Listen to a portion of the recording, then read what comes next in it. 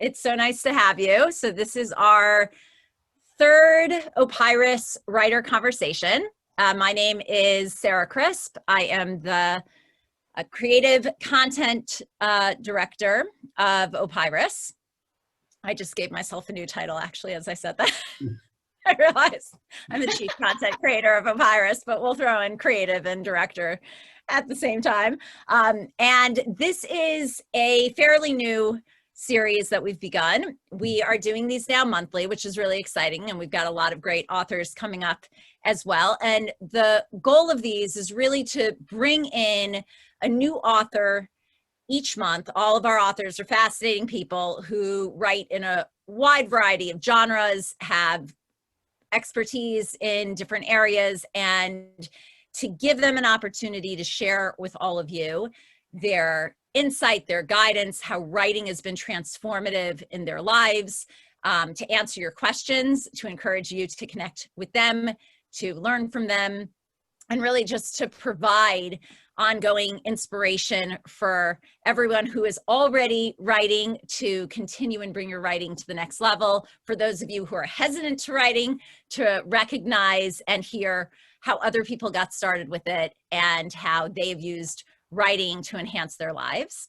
And for those of you who are not yet familiar with Opyrus, so Opyrus is growing and expanding and developing in a lot of new areas, with an emphasis right now being on writing and well-being.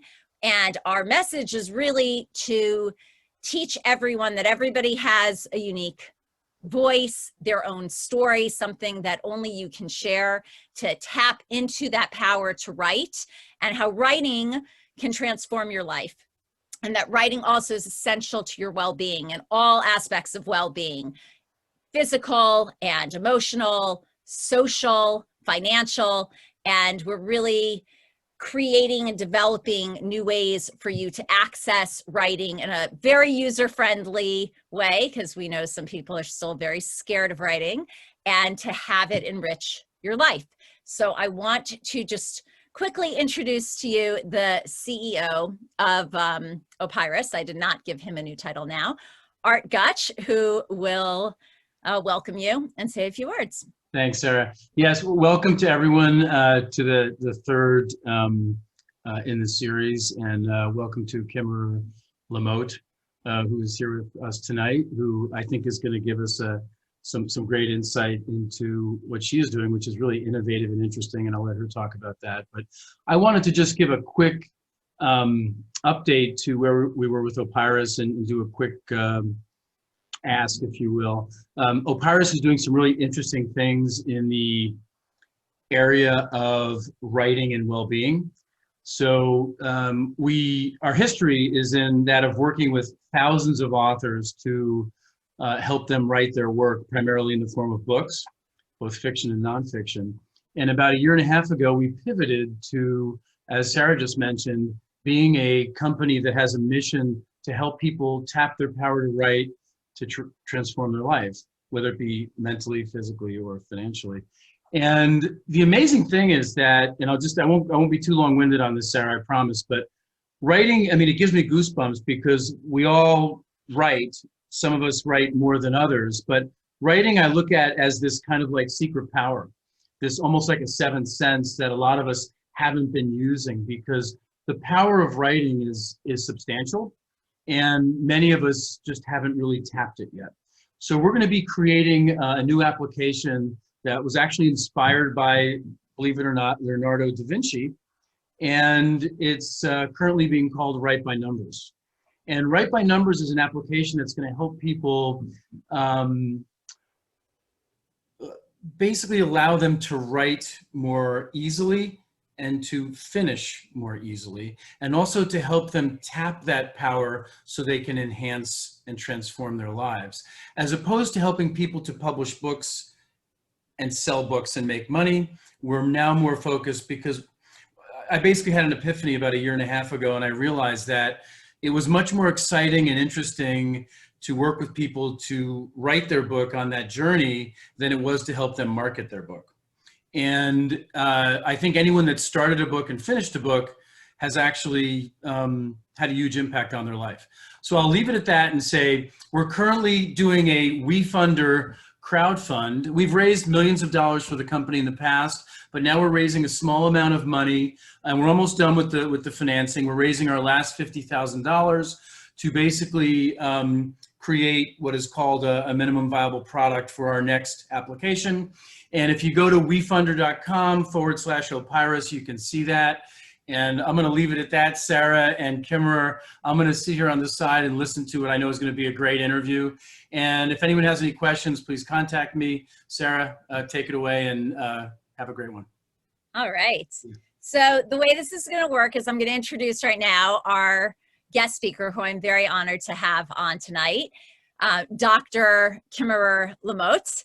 And I'm going to then go into a series of questions that I have prepared for her, and then we're going to open that up for your questions. So if during the process of our discussion you have a question, feel free to send it to me in the chat. You can do that directly. You can do it to the entire group. I'm going to take the questions at the end and I'll read them to her and she'll have a chance to respond to them. And that's how this is going to work. We are recording, so this will be accessible as our first two. Well, our very first writer conversation was with author Inette Miller, and our last one with Dr. Tim Morrison. And now we have Dr. Kimerer LaMothe. So I'm going to read to you her very impressive bio. And she's really an exceptional woman. So I'm very excited for you to get to know her tonight.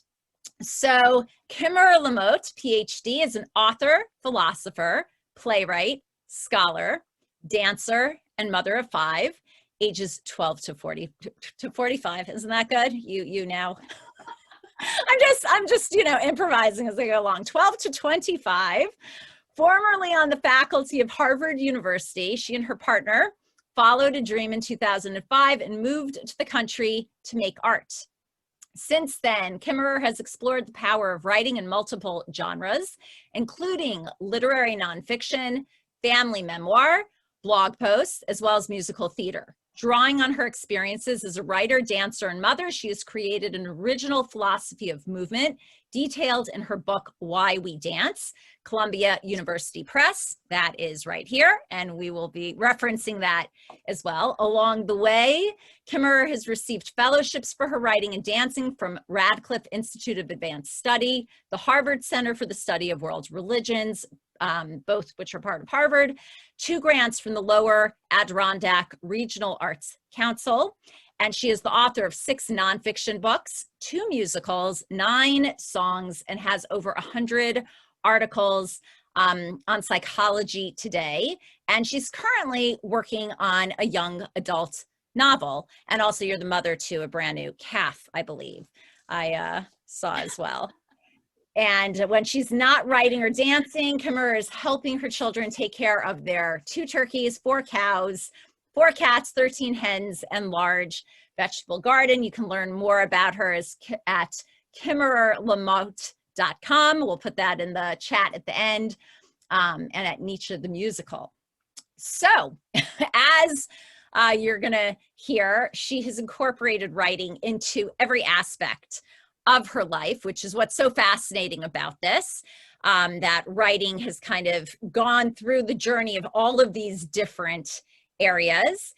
And her writing ranges, it is esoteric, it is academic, it is poetic, it is practical, it is empathetic, it is insightful, it is inspirational. It's really incredible how many styles and areas you delve into. The first thing I read from you is a very practical parenting piece, and then reading now Why We Dance. So she definitely is well acquainted with many, many styles and genres of writing. And to begin with, as someone who does so much and has so many titles, right? With you can kind of throw out any title and it would probably be appropriate, so if we're going to call you the dancer, the philosopher, the scholar, the mother, the farmer, the academic, the composer, they all fit. At what point in that array would you say that writer, was something that you attributed to yourself or connected to? That is such a good question. And when you sent me the questions, Sarah, which were brilliant, they made me think a lot. And I have to say, you're going to laugh at my answer to this, because I really didn't come to think of myself as a writer until about 3 years ago, 2018. I was working on my 6th book, which was a history of people who have studied religion and dance. It was a scholarly book for a research series at Brill. And I was just editing, and all of a sudden it was like, oh, I really love this. I'm a writer. And I had never had that thought before.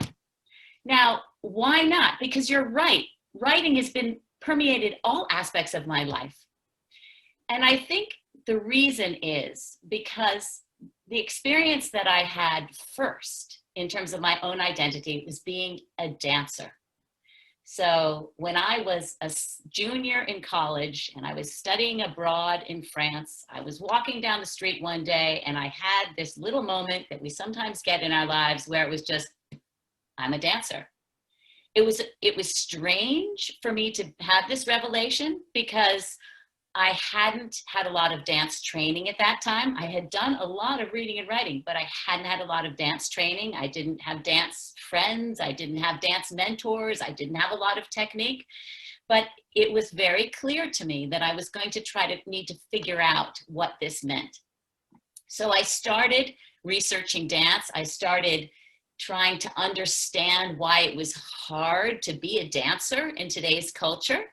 And it has been true in my life that because I'm a dancer, I have something to write about that feels very important to me. And not only that, but I have a need to write about it. Now you could say, if you're going to be a dancer, why not just dance about it? And I have danced about it. I've choreographed and created and performed. But the thing is, we live in a culture where writing is the medium through which knowledge and authority are articulated.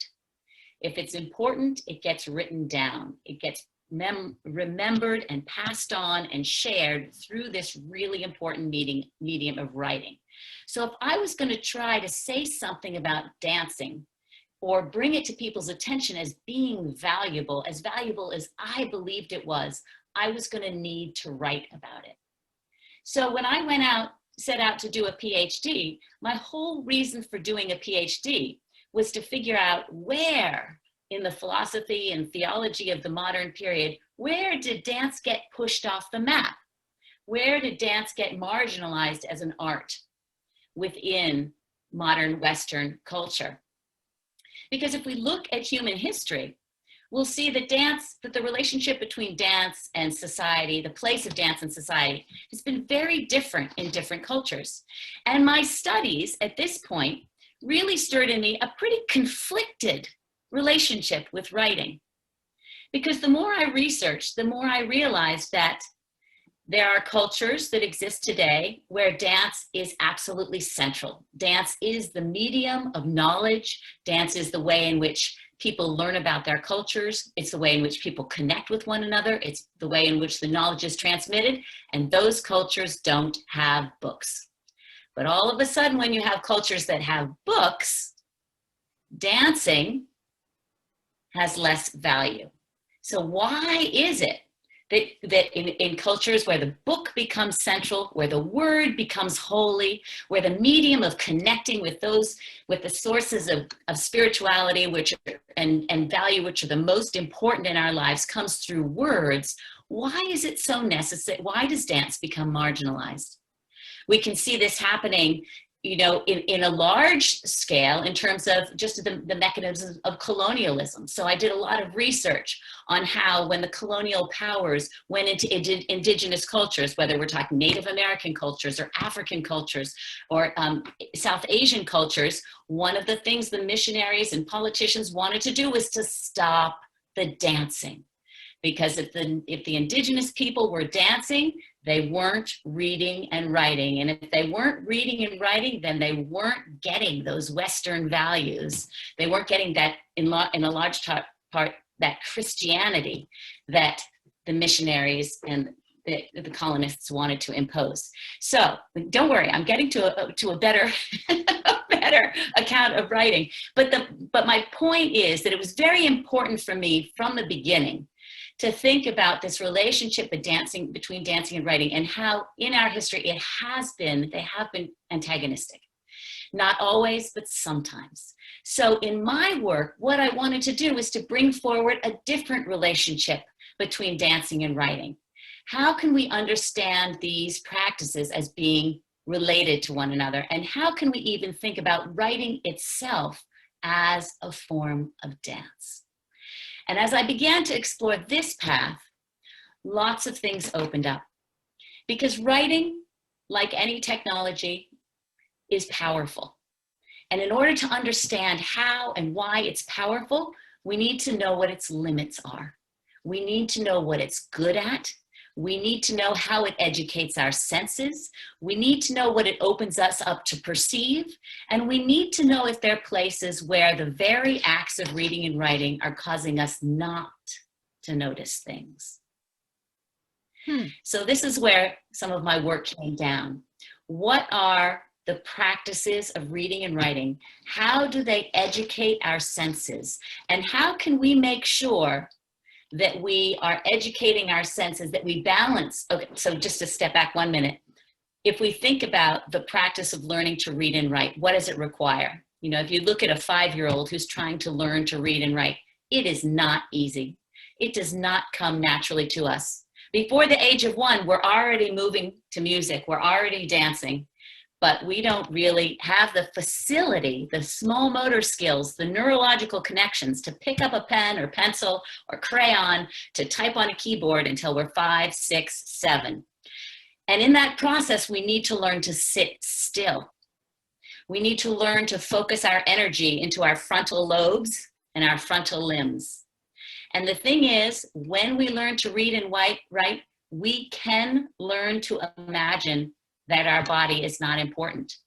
We can learn to believe that the ideas we have in our minds are just born in our minds. We can learn to believe, as René Descartes famously said, that I think, therefore I am. And this is a very powerful way of being, and it's a very powerful skill that humans have. But if we forget that we are bodies, if we forget that every idea we have comes from our interaction with the natural world, then the ideas we start to think will start to not be responsive to the world, not be accountable to the world. So what I have worked on in my writing is to try to think about what kind of practices do we need to draw our attention into our bodies, to connect with the earth, so that when we go into that moment of writing where we're focusing our energy and attention and letting it flow through words, that those words are going to be suffused with our sensory, the reality of our sensory engagement with the natural world. So it's so interesting, the angle you took that to, because when I was reading the book, first of all, it reads like a dance. It moves, it's poetic, like it feels like a dance with words. But what struck me as very interesting and connective and analogous to writing is that you begin with this question, even, you know, am I a dancer and does that matter? And very often I was replacing, as a writer, you know, that word, dancer, with writer. And what you had mentioned, which I thought was a really overwhelming thing to a lot of people who want to write, is that, you know, are you a dancer if you're not performing, if you're not making money doing it, if there's not a professional aspect? And I think as writers, very often that comes up. Is there a point in writing if you're not publishing, if you don't have a book out, if people aren't reading it, if it doesn't go anywhere? And as you were discussing that process with dancing, which, mind you, I was actually like laughing to myself that this is all in a book published by Columbia University Press, right? So like, you've done this huge thing of getting this book out as you're debating if you're a dancer. Meanwhile, it's like, you're a writer. You're definitely a writer. You've been approved in the writing world by this. But that real question. And I think that's such a huge thing. And so it's something we're really trying to stress now with Opyrus, that the process not only counts, but is absolutely essential in and of itself. It's not just the end result. It's not just if the book gets out. It's not just if other people read it, but that all of these therapeutic benefits to writing, which was also the argument you were making with dance, impact and affect our life in that way. So I found that like really, really fascinating with that. And you actually have, this quote I want to read from your book. It says, in every moment, the movements we make in relationship to what is bring it to life as what it is for us. We humans, based on how we move, participate in the creation, not only of poems or plows, nor even of our own bodily selves. As we move, we participate in the co-creation of the reality in which we live. And that was also something that, to me, I actually wrote it out when I was like, how every step we take and every move we make, I'm like, oh, there's a whole song about that. But that, it changes reality. That the idea of even dancing with words, that we start with words, they develop into sentences and they develop into paragraphs, that becomes this dance and this movement, and the direction we take it is going to kind of like reveal a new reality. With the writing, did you, in addition to obviously it being a means in which to share the theories of dance, did the writing process itself and the shift from movement and physical movement to having to sit still and almost like emotionally, mentally move with your words, did that feel like a dance and a co-creation in its own right? Yes, definitely. Oh, you said so many good things there. Let me pick up on a few of them. One of them is that I do believe that writing is an incredible practice for self-knowledge. And I feel that sometimes when people sort of want to write, they get stuck about whether or not they have something to express. Like, I have to have an idea, I have to have a story, there has to be something, and then they feel like, oh no, I don't have anything to write about. But the point is, with writing, is that it's a way, and dancing helps me realize this, it's a way of engaging the material world. So when you write, the action of writing, whether it's with your hands or with, with a keyboard or with, is an action which itself draws out your thoughts. So it does two things. It creates spaces inside of yourself for thinking. It creates the space and the time that it takes for you to do that writing. Even just, it takes the space and the time that it takes you to get the words out. It spaces and times your thoughts. It stretches them. It pulls them. And what ends up happening then is that new thoughts appear. They pop up, things that you didn't know that you were even thinking or even feeling. And this is how I find as writing is a practice in my own life. I feel like if I go without writing for a couple of days, I start to feel ungrounded. I feel like I need to actually pick up that pen. And for me, it's a pen in a journal, longhand, lined paper. And I need to just allow myself to connect with that place inside of myself where words begin to bubble up. So those words bubble up and they come out, and that is just a joyful process. However, there will get to a point in my writing, when I'm working on writing, when all of a sudden the words dry up. And this will happen on a daily basis. And what do you do then? Well, at that point, I feel like in myself, I feel like my sensation is all telescoped to one tiny little point. And now I need to engage in another activity that will draw me back out again. And so I find that for me, dancing and writing is a rhythm. It is a dance between those two. It's a rhythm.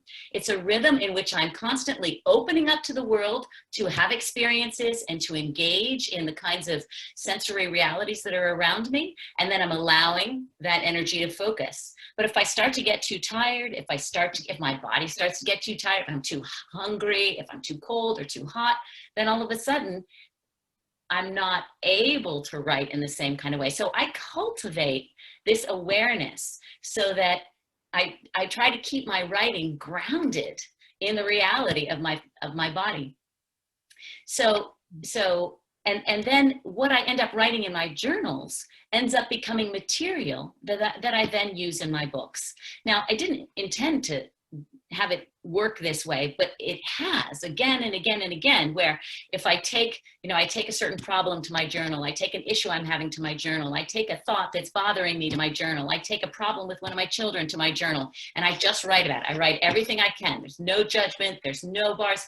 Let the words flow, let the words flow, let the ideas come, new ideas come, insights come, and then all of a sudden, I have something to share. And now that happens with dance too. So what happens is I'll take the experience in dance that I've had and I'll take it to my journal and I'll write in the journal and I'll write about that experience in dance. And what it will do was it'll make me even more aware of what happened in that experience of dancing. And so I'll take what I find in my writing and then take it back with me into my dance practice.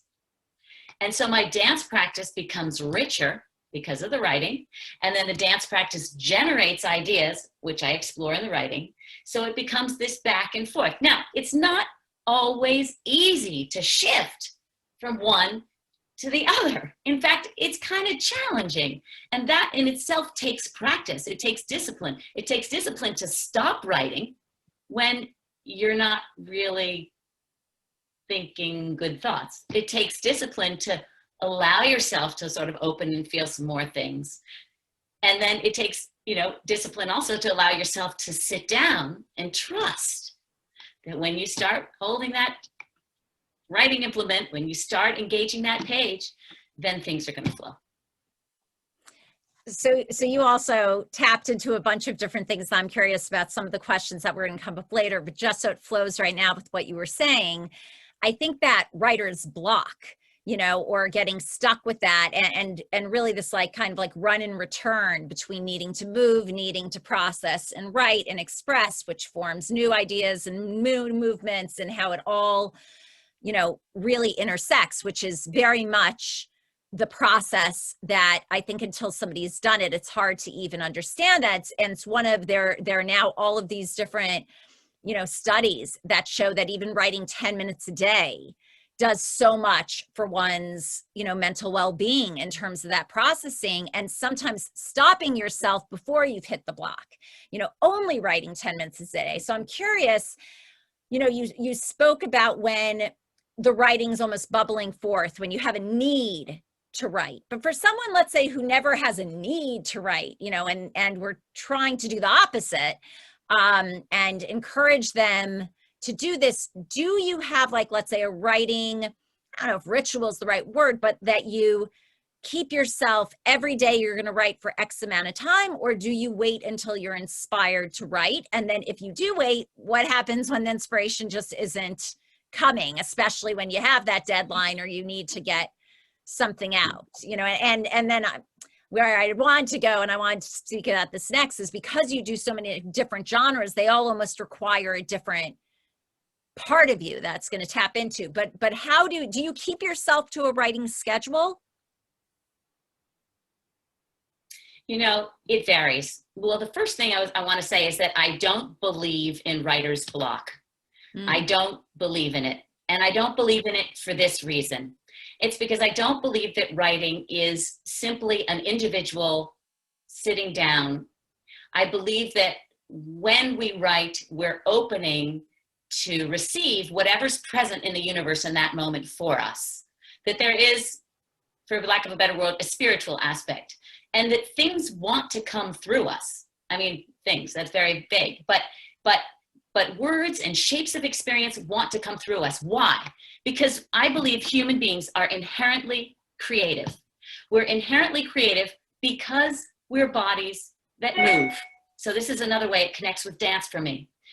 Movement is the medium through which we live our lives. It's the movement through which we learn everything. It's the way we learn to play an instrument. It's the way we learn to get around in our lives. It's the way we learn to do a sport. It's the way we learn to do math problems. It's the way we learn to even read, is through learning certain patterns of movements. If your eyes can't make the movements of tracking words, you can't read. So if there's all kinds of patterns of movements that are involved, that are basic to fundamental to our existence. And in every moment, we're moving, and that movement is generating insights, information about our worlds. So this process of creativity through our just sheer fact of sensory perception is happening in every moment. And who we are is drawing on that and bringing it forth in the shape of ourselves, so that when we're writing, we can allow what's happening in the moment to come through us. Now, this is why I don't believe in writer's block per se, because things that come through us have their own rhythm and their own time and their own logic and their own life, and you have to honor that life. So there are things that you can do to invite ideas to come. There are things that you can do to coax it, to make it more likely that things are going to happen. But at some moment, if you've reached a point where there aren't any ideas coming, well, that's a sign that maybe you need to do something else. Now, sometimes this happens to me if I arrive at an end and like, I really don't know what's next. I don't know what to do. It's next. I do what Twyla Tharp calls scratching. Twyla Tharp has this wonderful book called The Creative Habit. And she talks about this process about scratching, where you're just kind of like reaching around, like looking at everything, like chickens scratch in the ground, right? To try to find, or birds scratch to try to find worms. And you just wait, you look for something that's just going to sort of catalyze your imagination. And so, you know, you might just read something or see something or engage with somebody in a certain way that sparks your imagination. So I feel like if you get to a point where things feel like they're drying up, that's just a sign that there's actually more waiting for you. Like there's more waiting for you as opposed to less. Like your pleasure is there and it's waiting, and there's more of it than you can imagine. You just need to open yourself up and receive it. So do I have a particular practice? You know, I don't think there is any practice that works for anybody or for everybody all the time. You know, you can read stories about famous authors, and some of them like to work in the evening after everything's quiet, and some of them like to work in the morning before everything gets going. Some of them like to work in the middle of the day after they've kind of had their exercise and settled themselves and found a quiet space. You know, there was this very famous scholar at Harvard whose favorite time for writing was from 12 midnight to 4 a.m. in the morning, and then she'd go to sleep and sleep till noon and then wake up again, and she's brilliant. And so I don't think, you know, there's no formula. Like the key is to find whatever it is that's going to help you be in that place where you can be most receptive. For some people, that means taking care of little business. For some people, that means just making a list and saying, I'm going to take care of that business later. You know, for me, it has become like the habit has become a need. I mean, one of the things that humans are, because we're dancers, is that we're really good at creating habits. We learn patterns of movement, and those patterns of movement then guide us. They compel us. They feel like something we need to do. And so the sensation for me, you know, of being in a place where I'm writing is desirable enough that I want it. And I mean, I'm not sure I know what to say to somebody who says they don't want to write. I feel like our minds are not really good at motivating us. You know, when it comes right down to it, the motivation for doing anything has got to come from our heart. Our mind can help guide us. Our mind can help scratch. Our minds can help protect us, protect our hearts. Our minds can clear space for our hearts. But when it comes to actually being the engine, there's got to be heart there. There's got to be that love.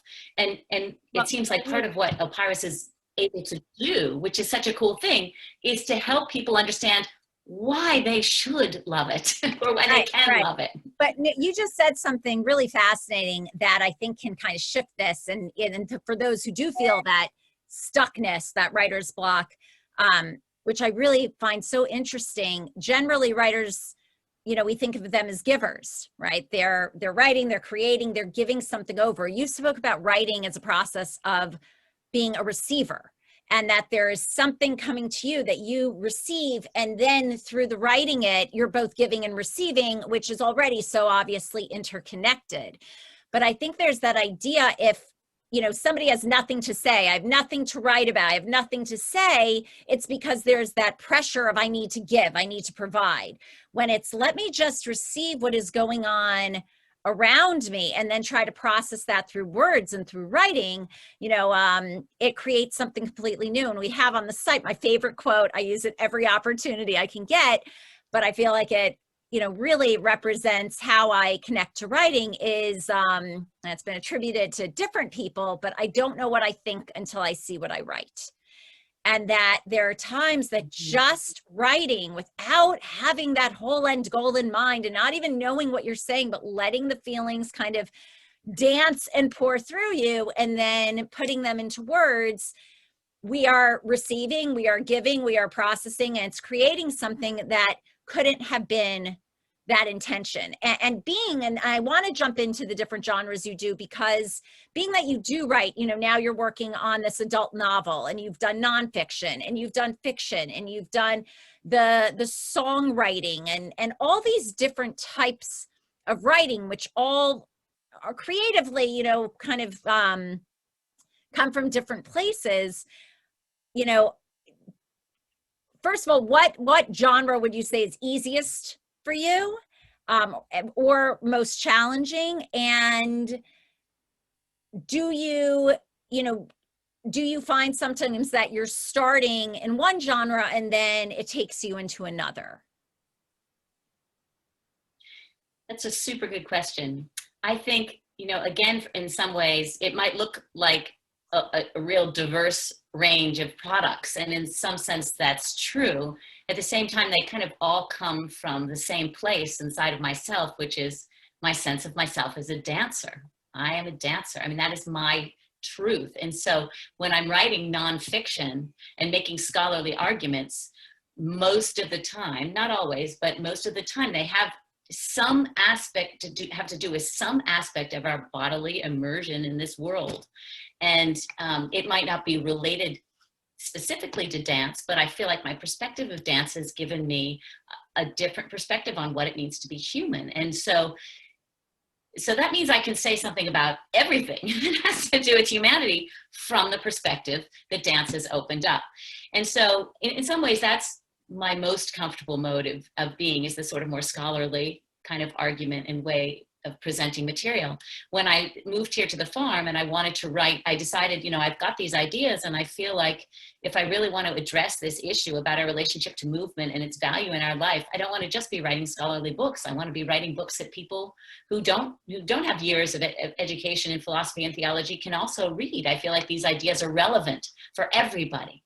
And so I had to train myself to write in a kind of more narrative, colloquial storytelling kind of way.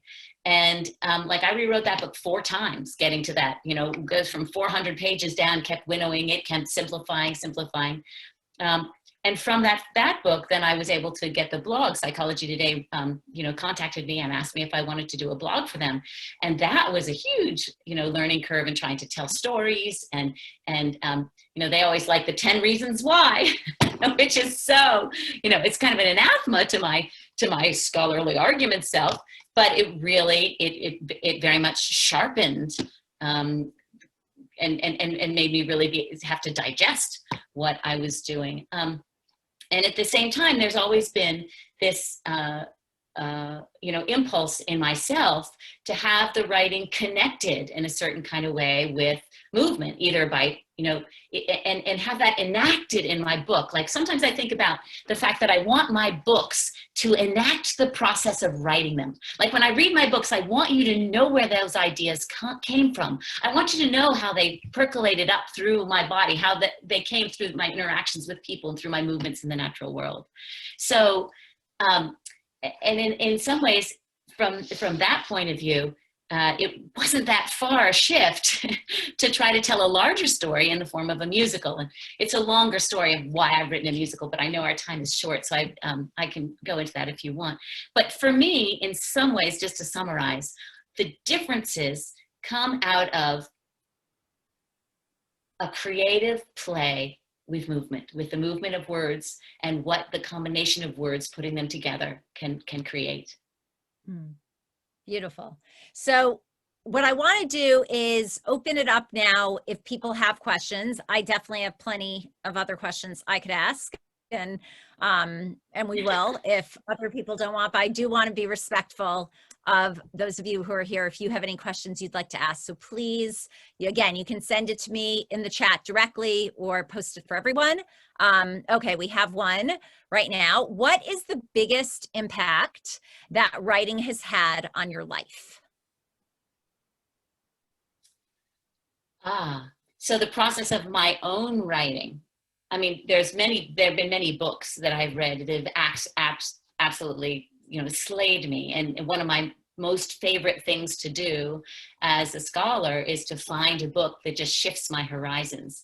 And as a writer, that's what I most aspire to do, is to be able to write books that shift people's horizons, that open them up to seeing things in new ways.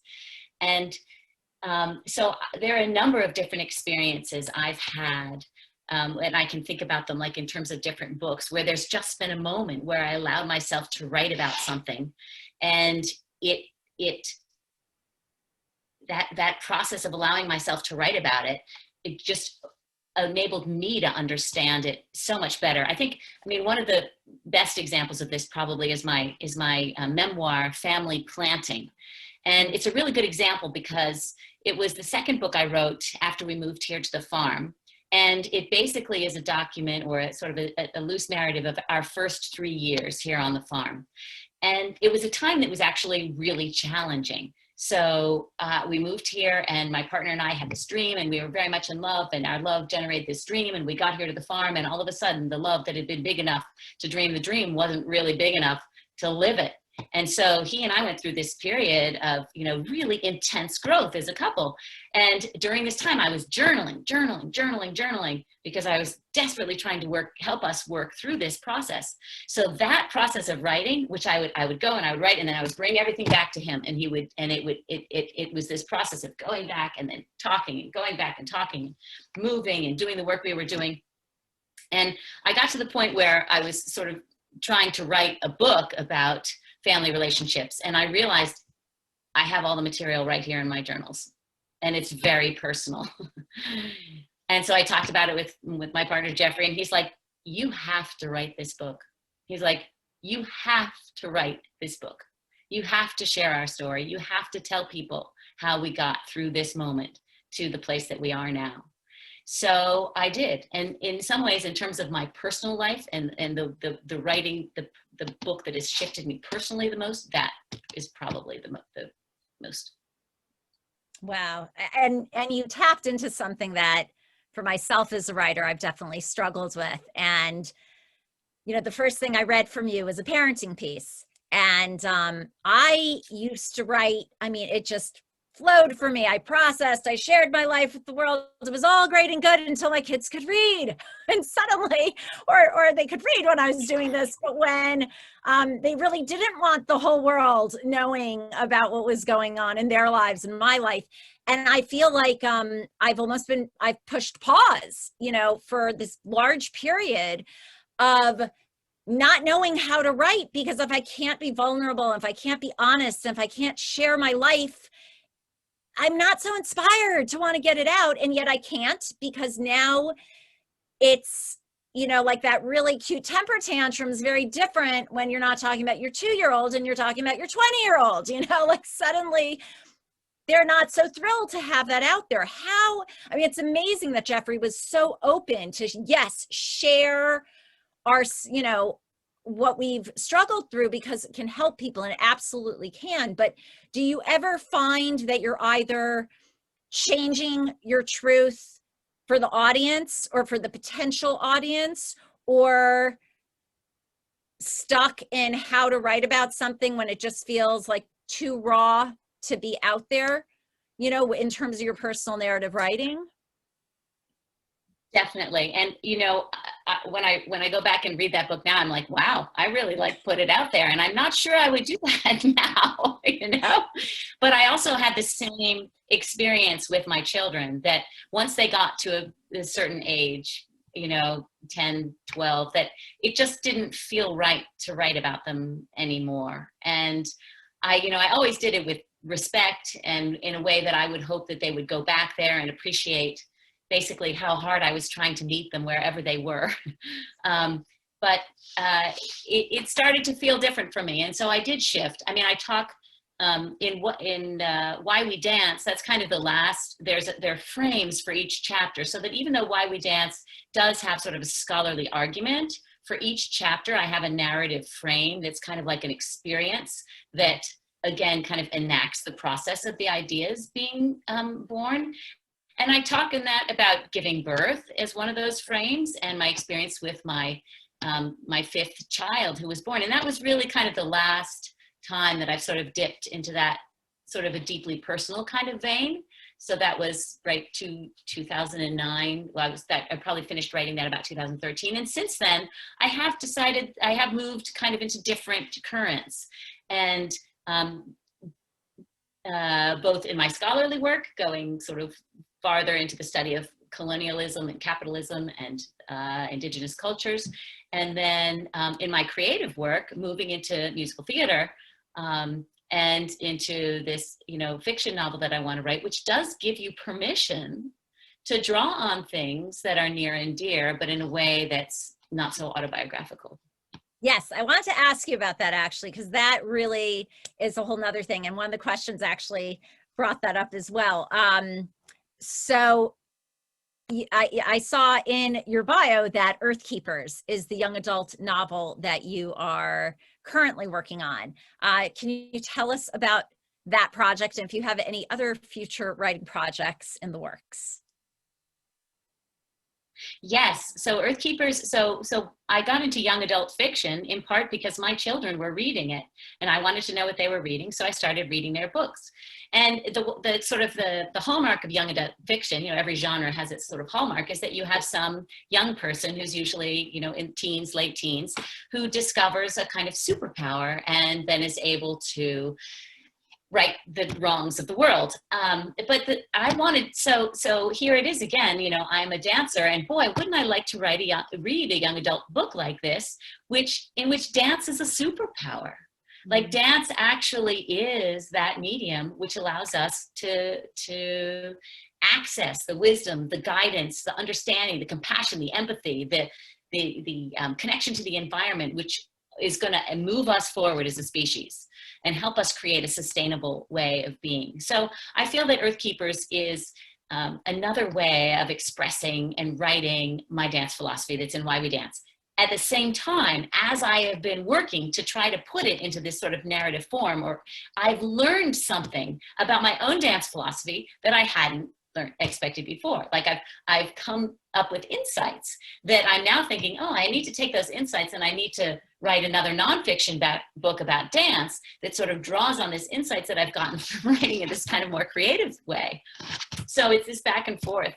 And so I did write the first draft of Earthkeepers, and I've sent it around to some people and gotten some feedback, and I'm excited about it in some ways, but I'm also sort of dissatisfied because I feel like I didn't do exactly what I wanted to do. Dance isn't the superpower that I wanted it to be. It ends up being kind of like a trick. And so I'm now going back and rewriting it again after and I had to wait for several months before I could figure out what's the solution. And then one day it just appeared to me, after writing in my journal, 5 million times, I don't know what the solution is. I don't know what the solution is. I don't know. Oh, there it is. Okay. So, and now I'm sort of working on that. But the major project sort of at the forefront of what I'm doing right now is my musical about the philosopher Friedrich Nietzsche. Now, this is a musical that comes right out of my dance scholarship. My second book is on the philosopher Friedrich Nietzsche. It's on the dance imagery in his work and how that dance imagery is a symbol for the practice and the fruit of loving life. Dance is about cultivating joy. It's about being able to open yourself to love life so that you free yourself from anger and bitterness and the need for revenge, and you embrace life and your own creativity in what that life is going to become, which is all themes that we've been talking about tonight. So it all of a sudden, it suddenly made sense to me as I started you know, thinking about Nietzsche's work, that he actually needs a musical written about him in order to communicate this idea, which goes throughout his work, which not everybody sees, that the dance is actually important. Wow. Yeah, I love that line, that Nietzsche needs a musical written about him. It's amazing. And you have actually, I want to kind of wrap up with another line from your book, which just really struck me. As I read it, I was like running out of the little stickies because I wanted to keep like remembering different lines. And it got to the point where I'm like, if I just like highlight every beautiful, powerful statement, like forget it, I'm highlighting this whole book. But one that I did write down, and it's right in your introduction, and it's another time that I feel that dancer and writer completely interplay. And by the way, I think, you know, that's so powerful when a writer does something, and for every reader, it can be read in a way that completely speaks to them in whatever that synonym becomes, you know, or that interchangeable concept, because the truth is so permeating. So you write, there is a dancer in each of us and a dance in everything we do. Our task at this moment in time is to find it, nurture it, and so let the dance continue. And again, like to me, as I read that, I'm like, there's a writer, you know, in each of us, and a story in everything we do. And like, that's how it read to me, and this need to tap into that. And I just find it so inspiring. You know, I have not played around with so many different types of genres, and what you just said now, you know, maybe that's my calling, that there's this fiction book where only I know that I'm talking about all of my personal issues, and to everybody else, they can think it's fiction.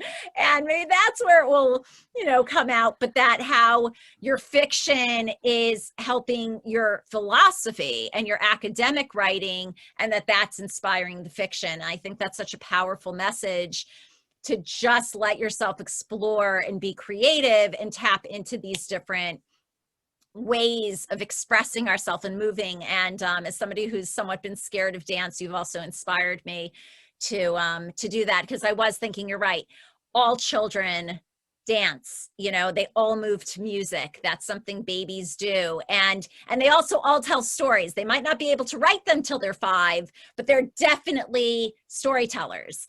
And at some point we get that kind of like beat out of us a little bit, like, unless you're going to become a professional writer or a professional dancer, don't bother. And it's remembering, like, these are the ways we express ourselves and use our words and our bodies and our movements. So I just want to thank you so much for sharing your brilliance and your insight, and just there's still so much more that I could easily delve into with you, but I just find it absolutely fascinating. For everybody who wants to, I'm actually gonna put right now in the chat her website, so that you can definitely check that out. And it's got all your books are on in the website as well, right? Kimerer LaMothe. Oh, Yes. Spell that correctly. Kimerer, oh gosh, I really not multitask. Way too much for me at once. Okay, did that send? Oh no, I just sent it, I think, to one person. That's right. Everyone in the meeting, there you go. That's the website. Again, this is the book, Why We Dance, is one of 6. And by the way, I mean, in our last like few minutes here, you have another musical that you didn't even get into, which when you were saying musical is the one I thought you were speaking about, that you did with your entire family. You want to just quickly tell everybody about that? Yes. So the first musical that I wrote was called Happy If, Happy When. And that musical, again, tells the story of our moving to the farm. Now, I have to say that, you know, Jeffrey's a musician and I'm a dancer. And so before we had children, we did several different solo dance music concerts that we created, where I choreographed and danced and he made music and we did it. And as our children started appearing, and well, we welcomed them, and we invited them to be a part of our process. So we would perform together as a family, and we started performing together, just singing our favorite songs, you know, at the local church or the local theater. And we got to a point where we were getting better, and the children were actually really interested in it, and they were really becoming very talented musicians. And Hamilton came along, and we were suddenly totally inspired by what musical theater can do. And they're like, Mom, why don't you write us a musical? So I said, oh, well, okay, maybe I'll think about that. Well, what can I tell a story about? Well, I could tell a story about our move to the farm. And so I made all 5 children versions of themselves. I collapsed their ages so that they were all closer together. And I have us all in the city for the first half, and then all in the country for the second half. And the themes that weave through are the themes that I have in my books, What a Body Knows and Family Planting, all about, what it takes to become a family, and how, the sort of philosophy we have as a family, that we each exist to help each other thrive. And you're there to help everybody else thrive, and each one of them are there to help everybody else thrive. So you have all these people who are helping you thrive. And it creates this synergy where it's not parents serving the children and children rebelling and running away, but it's the parents and the children all helping and enabling each other. So the musical was an opportunity to actually live that together, and it was a complete joy to do. And it was that experience that made me want to write another musical, where I said again, well, what do I know about? Well, I know something about Nietzsche. Mind-blowing, incredible. And I happen to know her unbelievable family. So truly all exceptional, talented, incredible people, each in their own right. So Kimerer, thank you so much for your time and for your insight. We will be posting this on Opyrus, where you can also find the previous 2 that we did. I don't know if you're seeing these, but you are getting thank yous from people. And we are also going to be sending all of you who registered the direct link for that as well. As soon as we post that, we'll be doing our next Opyrus Writer Conversation next month. I encourage you all to please check out also our WeFunder page, so you can see all of the incredible new innovative directions and developments that we are currently working on and getting ready to launch. And thank you really all for participating. I hope you will tap your power to write and be inspired and dance your evening away. So thank you very much for joining. Kimerer, thank you for everything. Thank you, Sarah, so much. And looking forward to continuing the conversation. I hope to see you all next month. We'll be advertising that one in the next probably week or so. All right, have a good night. Thank you all very much.